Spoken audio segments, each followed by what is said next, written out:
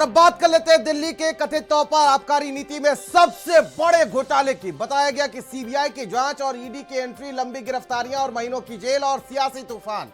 लेकिन जब अदालत ने कहा कि सबूत जो है वो पर्याप्त नहीं थे, तो सवाल उठता है, क्या एजेंसियां जल्दबाजी में चली? क्या चार्जशीट में दावे ज्यादा और दम कम था? क्या सत्ता की ताकत का इस्तेमाल जरूरत से ज्यादा हुआ? क्या राजनीतिक लड़ाई ने जांच की दिशा तय कर दी? सालों तक चला है केस, कई नेता महीनों सलाखों में रहे, और अगर आरोप टिक नहीं पाए तो जिम्मेदारी कौन लेगा? और अब हाईकोर्ट की बात हो रही है, क्या तस्वीर बदलेगी या फिर से मामला सियासत बनाम सिस्टम की सबसे बड़ी मिसाल बनकर रह जाएगा? कई सवालों के साथ इस रिपोर्ट की शुरुआत कर लेते हैं।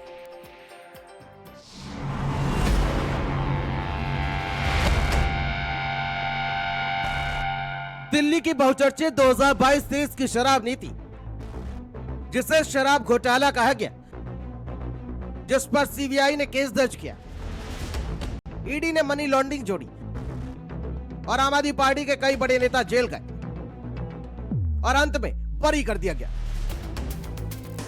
आम आदमी पार्टी के लिए तो सही मायने में आज होली है। ढोल नगाड़ों, अबीर गुलाल के साथ स्वागत हो रहा है उन लोगों का जिन्होंने अपने आप को सही साबित करने के लिए लंबी लड़ाई लड़ी। दिल्ली में हार के बाद लाइमलाइट से दूर आम आदमी पार्टी सुबह से ही आज आपको टीवी स्क्रीन पर नजर आ रही होगी, और इसके पीछे की वजह, आम आदमी पार्टी के कर्ता धर्ता अरविंद केजरीवाल आरोपों से मुक्त हुए। पूर्व डिप्टी सीएम मनीष सिसोदिया बाइज्जत बरी हुए। कथित घोटाले में शामिल 23 लोग आरोपों से मुक्त हुए। एक फैसला आया जिसने केजरीवाल के कैडर की नसों में नया जोश भर दिया। आम आदमी पार्टी में गर्मी सी आ गई। दिल्ली से लेकर पंजाब ने आज वो सब देखा जो देखे एक अरसा हो गया था। शराब घोटाले का लगा दाग इतना गहरा था कि केजरीवाल और आम आदमी पार्टी का सियासी भविष्य भी डामाडोल हो रहा था। कट्टर ईमानदारी की नींव पर बनी आम आदमी पार्टी की सरकार भ्रष्टाचार के दलदल में डूबती जा रही थी, और ऐसे में बाहर आए केजरीवाल फूट फूट कर रोने लगे। केजरीवाल भ्रष्ट है, केजरीवाल भ्रष्ट है।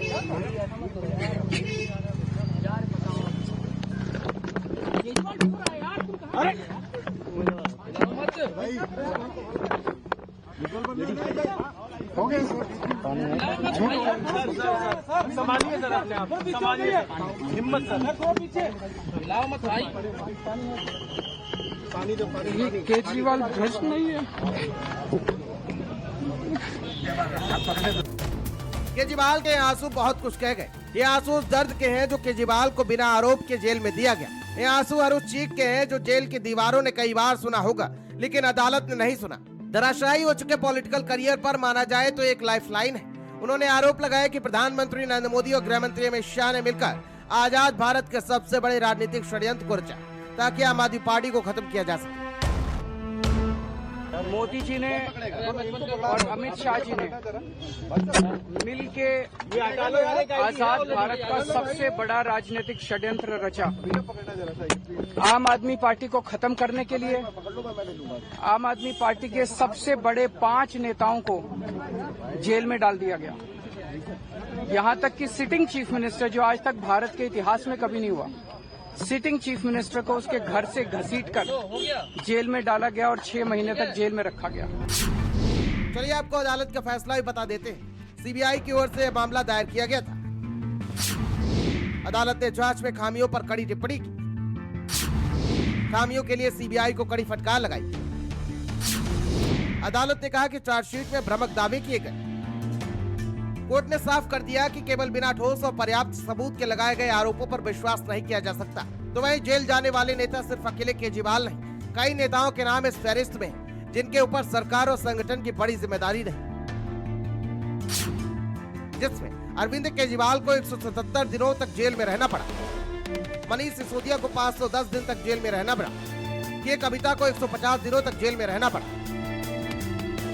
लेकिन राजनीतिक गलियारों में चर्चा तेज है कि एजेंसियां सबूत जुटाने में नाकाम रही या फिर केस ही जल्दबाजी में बना। तो क्या ये सिस्टम की सख्ती की कहानी थी या सियासी स्क्रिप्ट का ड्रामा? क्या एजेंसियां जल्दबाजी में चली? क्या आरोप राजनीतिक थे? क्या हाईकोर्ट में तस्वीर बदल जाएगी? यह पूरा खेल एजेंसियों का था। दिल्ली के शराब नीति केस में यह फैसला सिर्फ एक राहत है, बल्कि आने वाले चुनावी मौसम का नया तूफान भी हो सकता है। एक तरफ केजरीवाल का दावा है सत्य की जीत, दूसरी तरफ एजेंसियों का संकेत है हम तो चुनौती देंगे। अब अगला अध्याय हाईकोर्ट में लिखा जाएगा, लेकिन आज की रात सियासत का एक बड़ा सवाल गूंज रहा है। आरोप भारी थे, लेकिन क्या सबूत हल्के पड़ गए? स्पेशल डेस्क, भारत समाचार।